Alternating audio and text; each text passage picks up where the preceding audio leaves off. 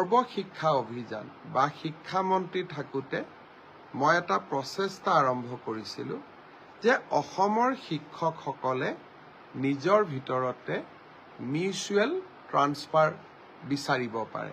অৰ্থাৎ কোনোবাই ডিব্ৰুগড়ৰ পৰা ধুবুৰীত যাব খোজে, কোনোবাই ধুবুৰীৰ পৰা ডিব্ৰুগড়ত আহিব পাৰে, যদি দুইজন শিক্ষক সন্মতি প্ৰদান কৰে।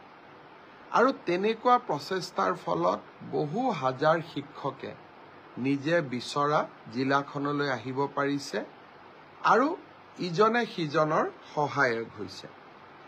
এই ব্যৱস্থাটো আমি তৃতীয় আৰু চতুৰ্থ শ্ৰেণীৰ কৰ্মচাৰীৰ ক্ষেত্ৰতো আৰম্ভ কৰিব পাৰোঁ নেকি? শিক্ষকসকলৰ বাবে যি ব্যৱস্থা সফলভাৱে আমি ৰূপায়ণ কৰিব পাৰিছোঁ, সেই ব্যৱস্থাটো আমি তৃতীয় আৰু চতুৰ্থ শ্ৰেণীৰ কৰ্মচাৰীসকলৰ বাবেও যদি ৰূপায়ণ কৰিব পাৰোঁ, অসমৰ বহু তৃতীয় আৰু চতুৰ্থ শ্ৰেণীৰ কৰ্মচাৰীয়ে চৰকাৰৰ কোনো অসুবিধা নোহোৱাকৈ নিজে বিচৰা জিলাখনলৈ তেওঁলোকে ট্ৰান্সফাৰ ল'ব পাৰিব। ধৰি ললোঁ শিলচৰৰ এজন চতুৰ্থ বৰ্গৰ কৰ্মচাৰীয়ে তেজপুৰত কাম কৰি আছে, দৰং, তেজপুৰ বা বিশ্বনাথ চাৰিআলিৰ কোনোবা এজন কৰ্মচাৰীয়ে শিলচৰত কাম কৰি আছে।